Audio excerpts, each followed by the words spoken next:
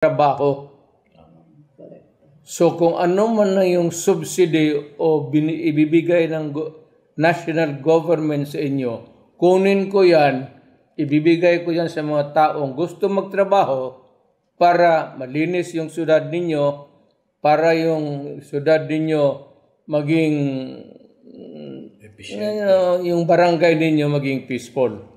If you cannot deal with the problem with the NPAs or hindi nyo kaya gawin ang yung droga na yan, putang inang yan, that's bugging the life of the Filipino.